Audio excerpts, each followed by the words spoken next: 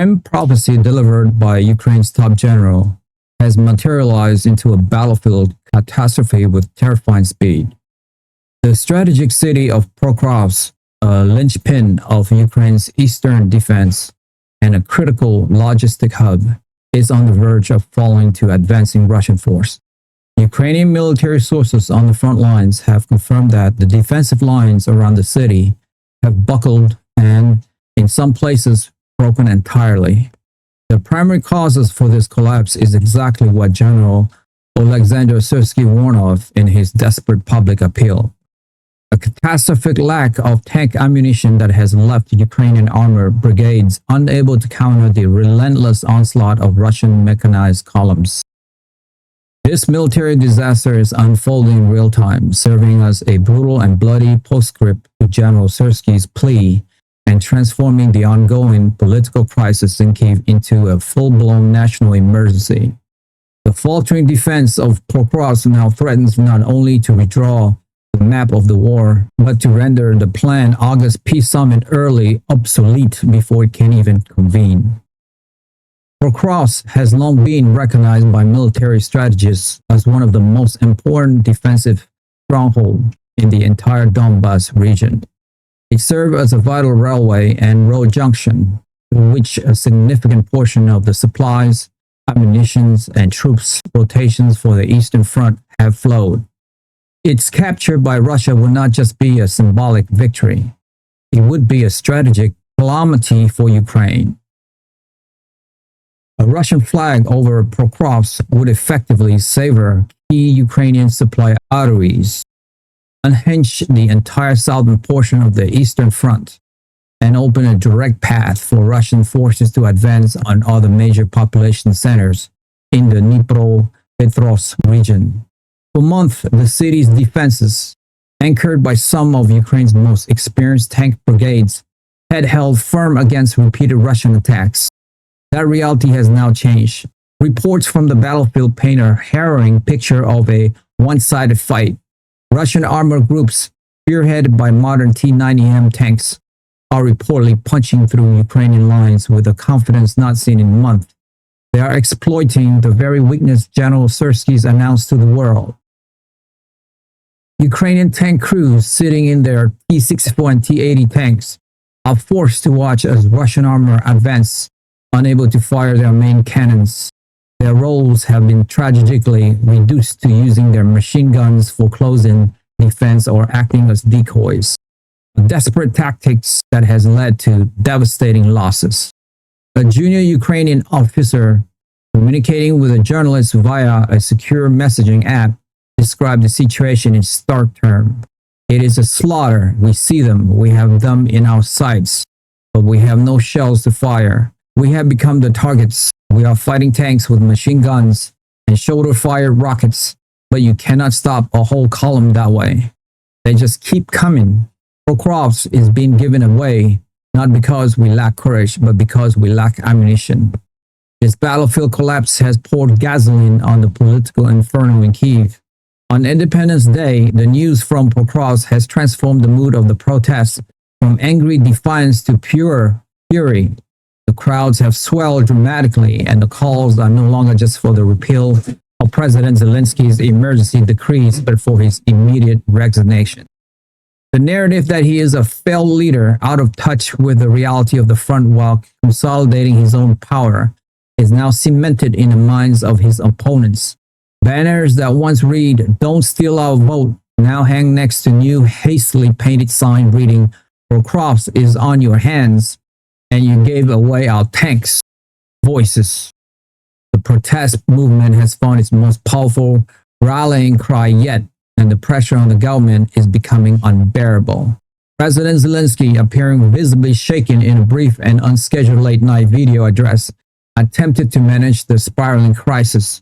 He did not blame General Syrsky, but instead aimed his ire at Ukraine's international partners, a clear, if unnamed jab at the United States. For months, we have been telling our allies that the delays in weapons delivery would have tragic consequences. Zelensky said, his voice strained. Today, we are seeing those consequences in Pokrovsk. Our brave soldiers are paying with their lives for bureaucratic slowness and political hesitation happening hundreds of miles away. This only proves that we must pursue peace with all of our strength, because we have been left to fight alone. The summit in August is now more critical than ever. It is the only way to stop this bloodshed. While intended to rally support, his message was widely interpreted as a desperate attempt to deflect blame. To his critics at home, it sounded less like the statement of a strong wartime leader and more like a concession of military defeat. The situation has triggered a full-scale crisis meeting in the White House. The faltering of the Pokrovsk defense has forced President Donald Trump's hand, instantly transforming the theoretical dilemma of sending long-range missiles into an urgent practical necessity if he wants to salvage the peace process. The window for decision-making has slammed shut. According to White House insiders, President Trump is furious, feeling that the situation is spiraling out of his control and threatening to humiliate him before the summit. He reportedly held a tense direct phone call with President Zelensky, demanding to know the true state of the front line. He is now faced with an agonizing choice: either authorize an emergency massive airlift of advanced weaponry to Ukraine, an act that Russia has sworn would be a red line, or watch as the Ukrainian military position crumbles completely, taking his planned summit down with it. The key figures in the Trump administrations are working around the clock to present the president with options.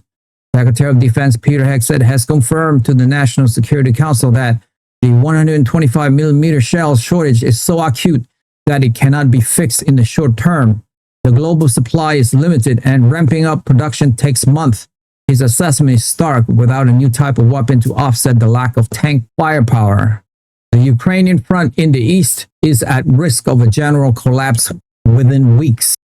He has presented a plan for a rapid deployment of ATACMS long-range missile system, which could be flown into airbase in western Ukraine and operational within days. He has argued that these missiles, by striking Russian command posts and logistic hubs far behind the lines, could disrupt the Russian offensive and stabilize the front, giving Ukrainian forces a fighting chance and preserving an incredible negotiating position for Zelensky. This plan, however, faced strong opposition from all the corners of the administration. Secretary of State Marco Rubio, while acknowledging the grave military reality, has argued that sending the missiles now would be a catastrophic diplomatic blunder. If we send these weapons in the middle of a collapsing front, the Russians will see it as an act of desperation, not strength.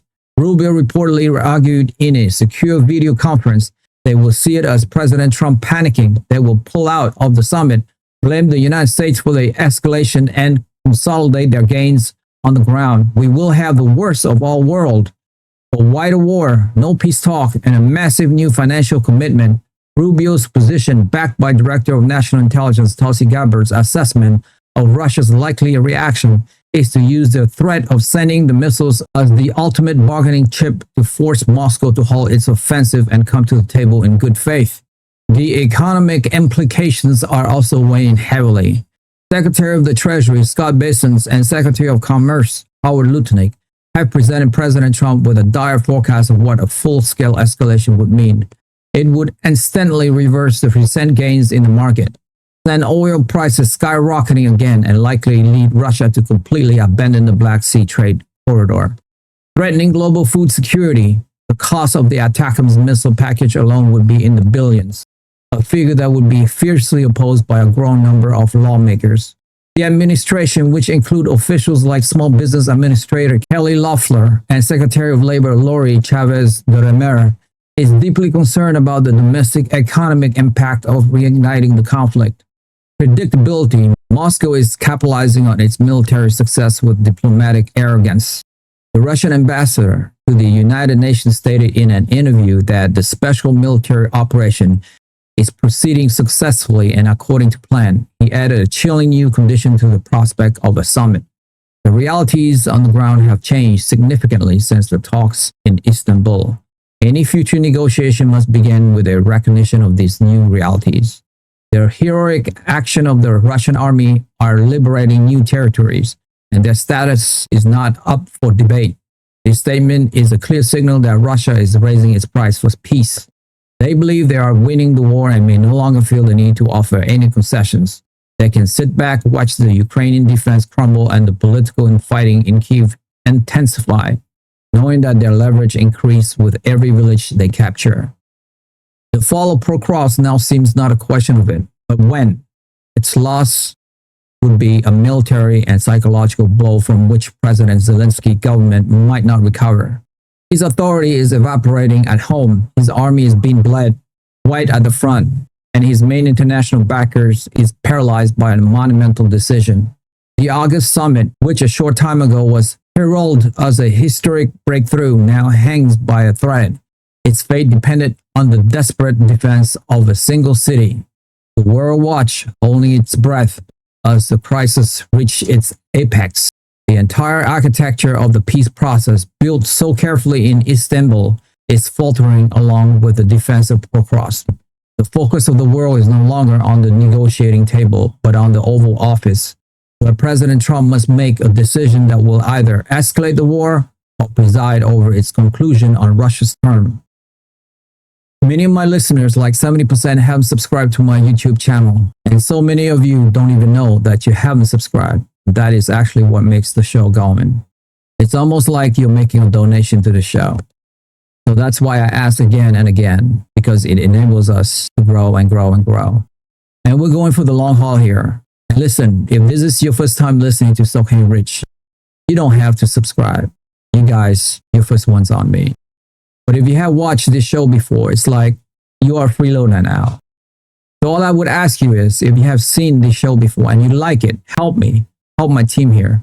Hit that subscribe and like button now, and we will continue to build this show for you.